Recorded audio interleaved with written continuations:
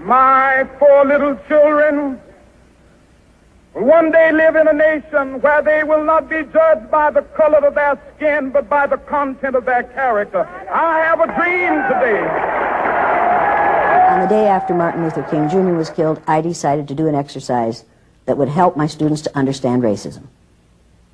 I tried to make a difference.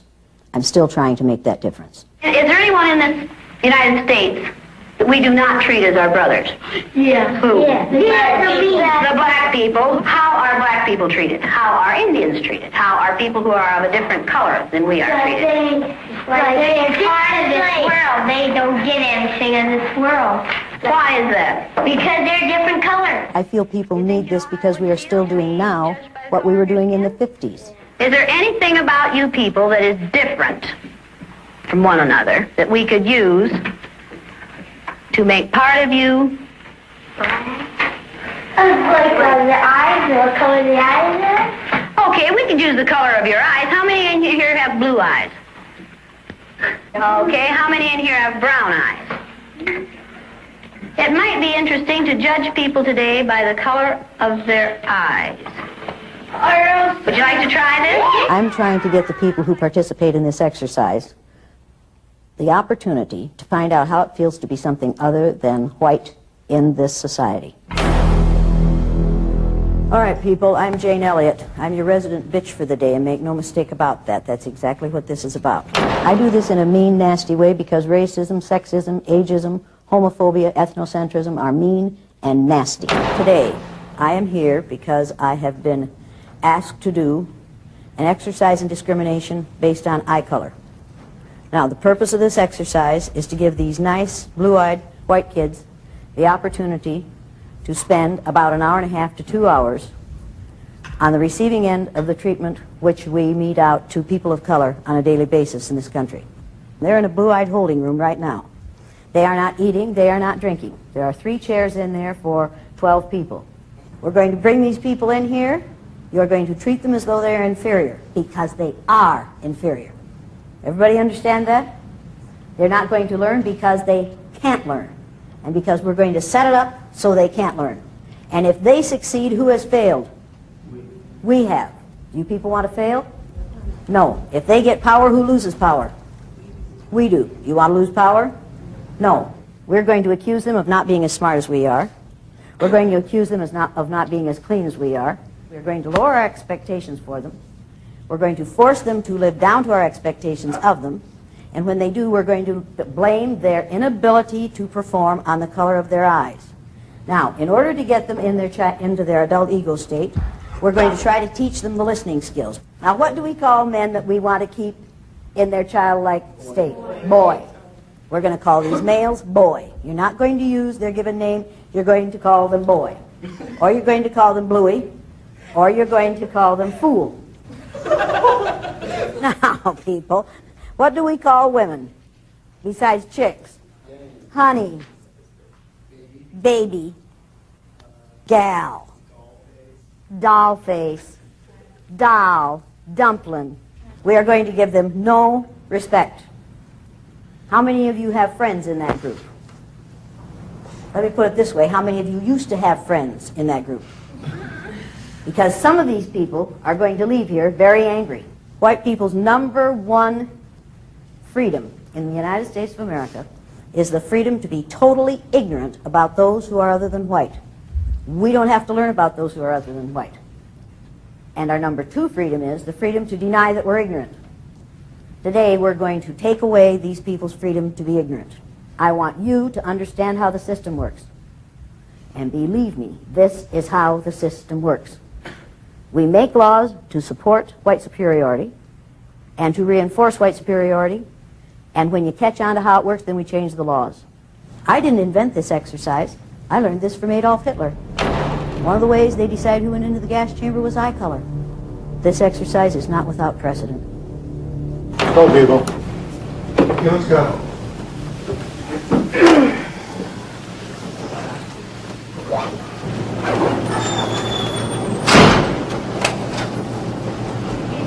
Now look at this. Watch him.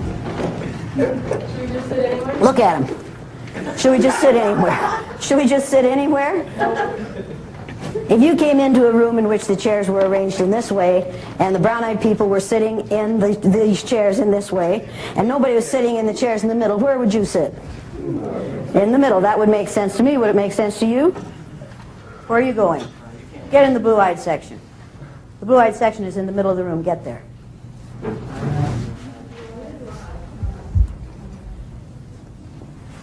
You're a non-brown? As far as I'm concerned, you're a bluey. Now, is this one giggling? What do you know about him? It's because he's ignorant. What else do you know about him? He's in his little child's ego state, isn't he? Get up here and sit down on the floor. You too, get up here and sit down on the floor. I was really tired when I entered the room, but I didn't have any expectations. I was just sitting there and wondering how it could be an emotional experience. On the day these white kids are in this exercise, they see themselves as other people see them for the first time in their lives. What are you going to do? Sit here until you tell me to do something. You see what he's doing? I'm a girl. See what she's doing? It didn't take very long before intimidation set in, and before my buttons were pushed. Now, while I've been talking, some of you have been sitting there reading the signs. I'm not going to put up with that any longer. So you in the back row, stand up and read the first sign on that wall back there. Only brown eyes need apply? Read it so we can hear you. Only brown eyes need apply. Next. Why can't a blue eye be more like a brown? Read it again. Get it right this time. Why can't a blue eye be more like a brown? Read it again. Get it right this time. Pronounce each one of those words correctly as they're written.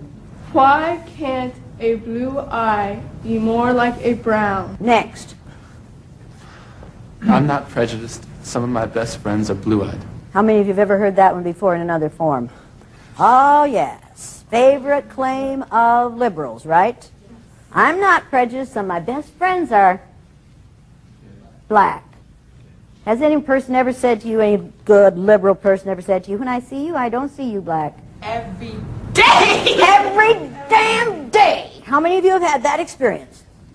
When I see you, I don't see you black. And what do you say to them when they say that? But I am. But I am. And then what do they say? They say, but I don't see color. I don't see color. How many of you think they do see color? Well, people, if they didn't see color, they wouldn't say, when I see you, I don't see you black, because they wouldn't see black, would they? You can't say, I don't see color, because then you'd be seeing in black and white. And that would be a really weird world to see. If everything was black and white, we would be some really messed up people. It happens to me on a daily basis in the institution I'm at, and there's really no way around it, because whether people do it intentionally or not. Do you know the physical aspects of the listening skills? Afraid not. You're afraid not? What about you? Definitely not. Definitely not. What about you? A bit. A bit? Yes. A bit? Yes. Well, tell me what the bit is that you know. The bit that I know is that you stand up straight, you look at the person who's speaking, and you pay attention to what they're saying. What if you're sitting down? I am sitting down. Then you can't listen, right? You can listen by sitting down. Oh, you just said you stand up straight?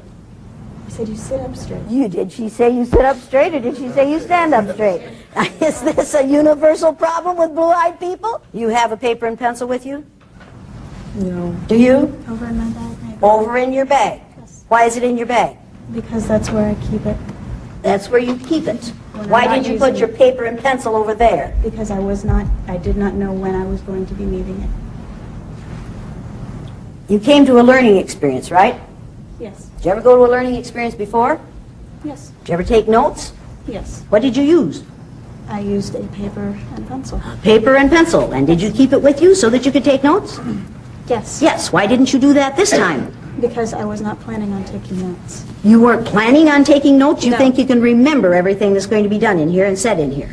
Not word for word. Not word for word, so what should you have done?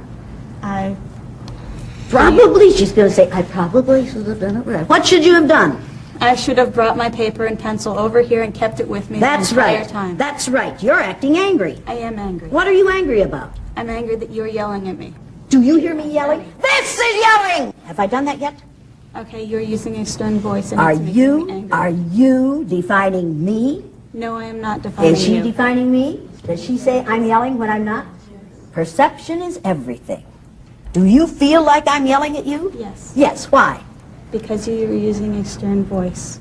Stern, honey, it isn't my fault you're stupid. Would you like me Now, to go get my paper and pencil? I wouldn't like you in any way, shape, or form. Okay, then that's fine. Let's get that understood here. Okay. This isn't a matter of whether I like you or not. Repeat after me. One hen. One hand. One hen, two, not hand, hen. Hen. Hen.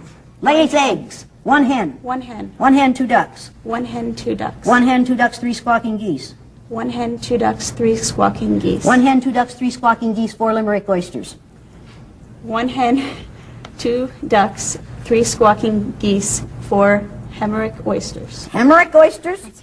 I'm sorry. Limerick oysters. Limerick oysters. One hen, two ducks, three squawking geese, four limerick oysters, five corpulent porpoises. You can remember everything, honey. No, this I isn't hard for you. Go for it.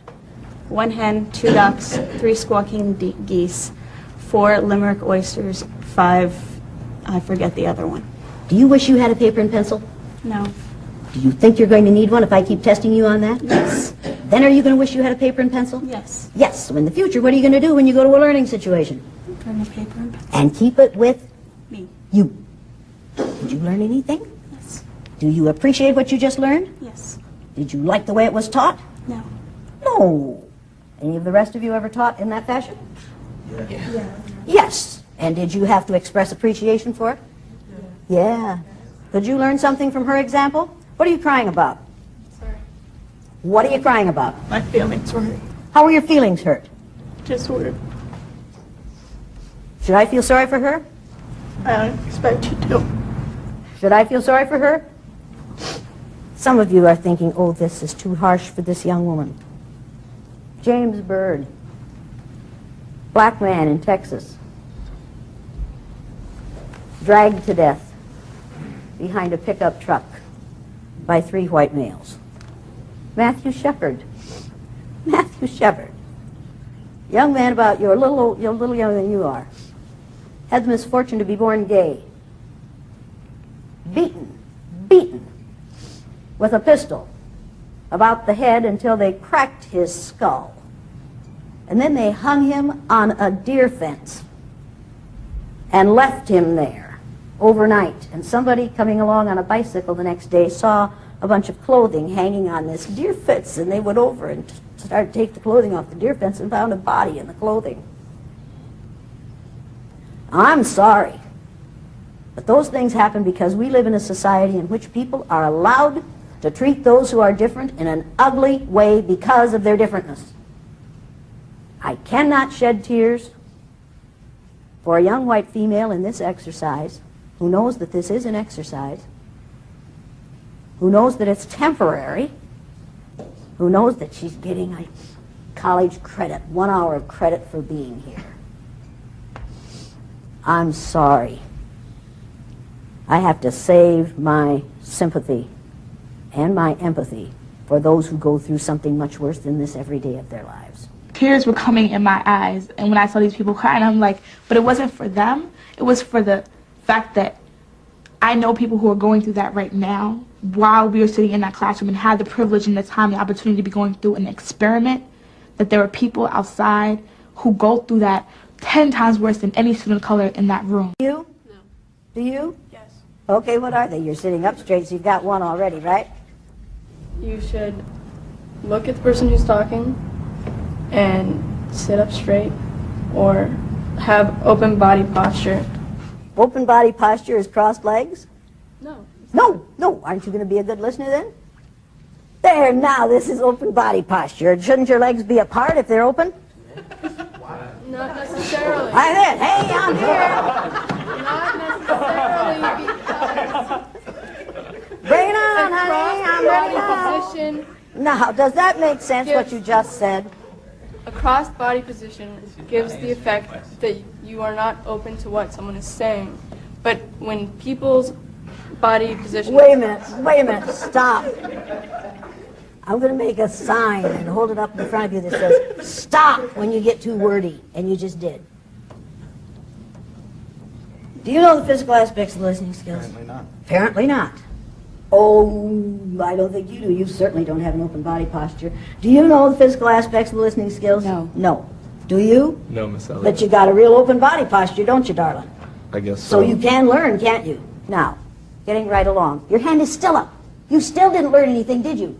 Didn't I just say when your hand is up, you are thinking of what you're going to say instead of what's being said? Didn't I just say that?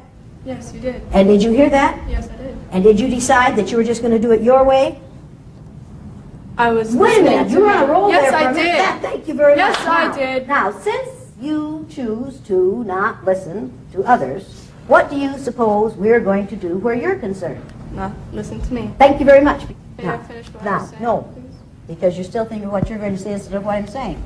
Now, getting right along. I heard what you were Wherever- saying. You're doing I it again. understand what you were You're saying. doing it again. I don't care. You're doing it because again. It's wrong. You're and you doing it again. Persecuted her for standing You're out. doing it again. Persecuted him for standing out.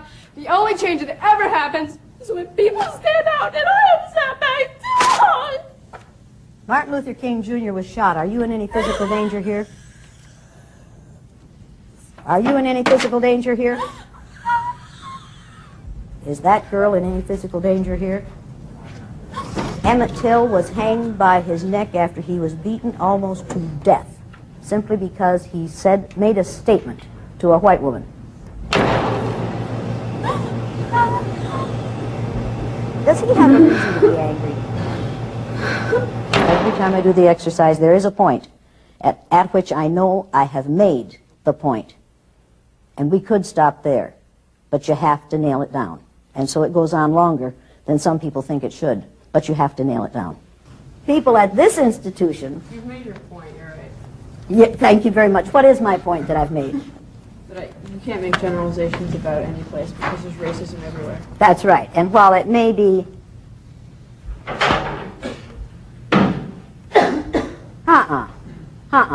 No, no, no. You don't come back in here until you've apologized to every person in this room, because you just exercised a freedom that none of these people of color have. When these people of color get tired of racism, they can't just walk out, because there's no place in this country where they aren't going to be exposed to racism. They can't even stay in their own homes and not be exposed to racism if they turn on the television. But you, as a white female, when you get tired of being judged and treated unfairly on the basis of your eye color, you can walk out that door. And you know it won't happen out there. You exercised a freedom they don't have. If you're going to be in here, you're going to apologize to every black person in this room. And do it now. I'm And the sorry. Latinos, every person of color. Racism in this country. Bullshit! No, you're not going to say, I'm sorry there's racism. You're going to apologize for what you just did. I will not apologize because it is Out. not a matter of race always. Out! Out!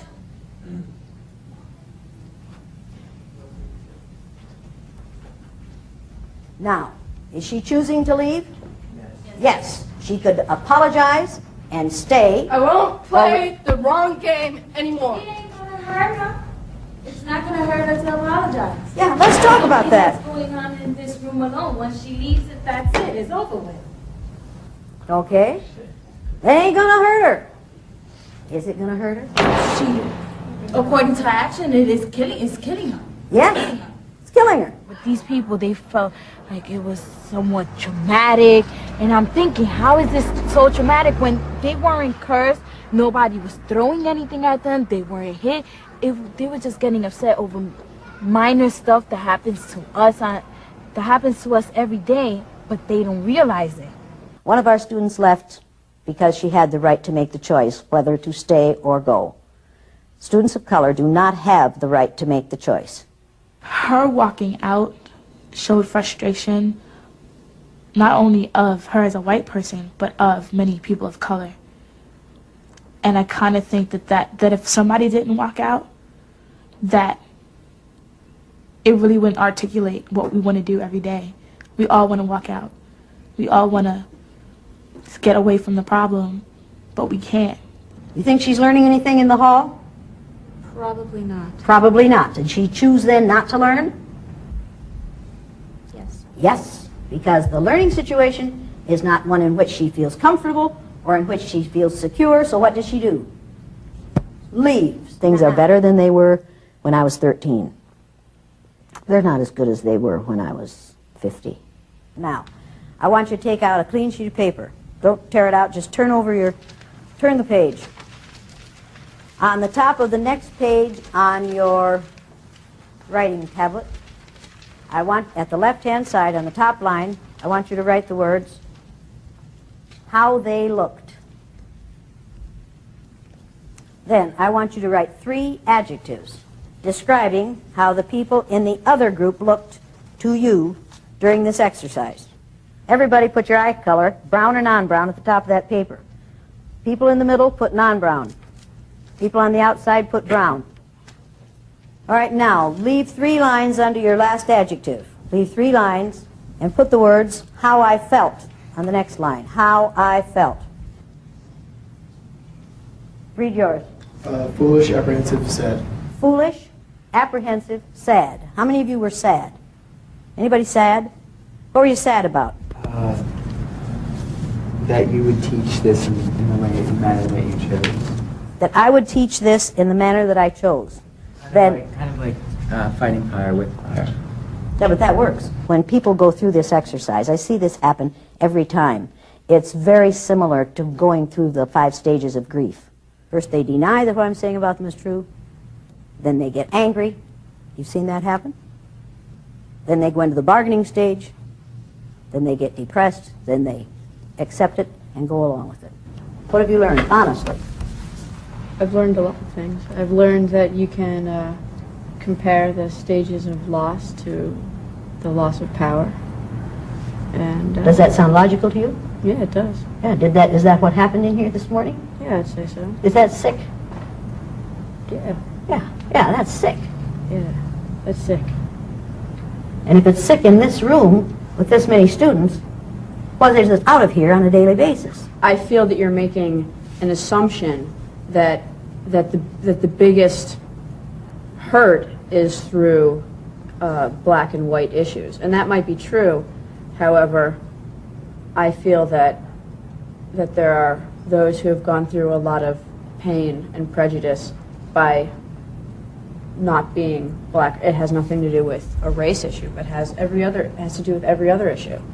And so it seems like you're assuming that he has hurt more than I have simply because his issue is more prominent than mine.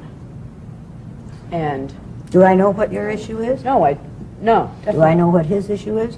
You're making the assumption that yes, but you don't know his day-to-day. Carrie doesn't want to hear. Carrie wants, I think, that Carrie is determined to see this from her own agenda, and no matter how often you tell her, you have choice. People of color have no choice, Carrie. She can change her clothes, she can change her hair, she can change her ornamentation. People of color can't change their color. I think I have experienced enough of my own pain to be able to say that on the inside, how different could we really be? And I felt like when I was in the middle group, all of my previous experiences with judgment and prejudice, etc., were being invalidated. Stand up here. You stand up. Stand right here. Right. You stand right here. Now, you folks see any differences here? Do you see any differences here? It's a perfectly logical question, do you? What's the first one you notice? What? Sex. Sex. Is sex important to you? Let me put that another way. Let me put that another way. Is it important to you that you're male? Yes. Yes. Why? I feel strong, powerful. Your gender is important to you. Yes. Do you want to be seen as a male? Yes. Yes. Has anybody ever said to you, when I see you, I don't see you male? No. Has anybody ever said to you, when I see you, I don't see you black? Yes. Yes. How many of you see Rasu as black? Did you know you were black before they said so? Is your color important to you? Very important. And your height is important to you? Yes. And why is your color important to you? It is who I am. It is who you are. Is it important for you that she sees you as you are, not as just like everybody else? Yes. Yes. When you say to a person of color, when I see you, I don't see you black, I just see everybody the same. People, think about that. You don't have the right to say to a person, I do not see you as you are. I want to see you as I would be more comfortable seeing you. I wanted to make it clear to the class that the first thing we do see is black and white. Maybe it's a good thing, maybe it's a bad, but it's something that we have to come to and say and agree and just be open with it, like, yes, he's black, I see it. Rasul came away with the knowledge of how the power system works. And that's extremely important. And I think with the knowledge that it isn't his imagination. We live in different realities, but when you deny what this person is going through, or what this person is going through, you're denying their reality. We are as different on the inside as we are on the outside, and we have the right to be so. People, don't deny differences. Accept them, appreciate them, recognize them, and cherish them. They are extremely important. I think the exercise does indeed make them more aware, and I think it does indeed make them, allow them to have more empathy. I know it does. I think it changes the way they think about themselves and their environment. I think it changes the way they perceive others. I think it changes the way they perceive their own power. The exercise is over. You don't have to worry about your eye color anymore. And some of you still don't have to worry about your skin color. But some of the rest of you do. So I can end this exercise.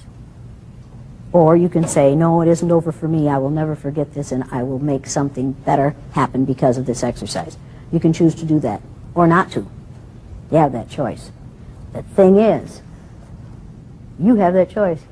And you have that choice, and I have that choice, and you have that choice. And people of color have no choice. They have to fight this battle every day. This is what I choose to do.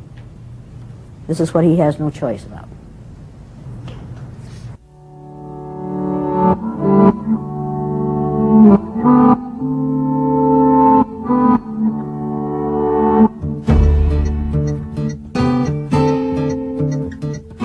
I think they're going to make a difference here. This is the real world. And when they leave here and go into the so-called real world, I think they're going to carry that decision and that commitment with them. Because once you make a little difference, then that gives you, that encourages you to keep on. I think that I see things completely differently now. I got to experience some of my own strengths and weaknesses. I got to experience some of my sensitivities, and at the same time, my ability to still stand up even though I felt like curling into a ball. At the end, I felt very powerful. My roommate has said to me, you know, I've seen a different person in you, that you change a little bit, and like that it is my duty to change society, and it is my duty to do what I have to do to make sure that my children don't go through the same shit that I've gone through my whole life. Every experience you have is an opportunity to see yourself in a new way.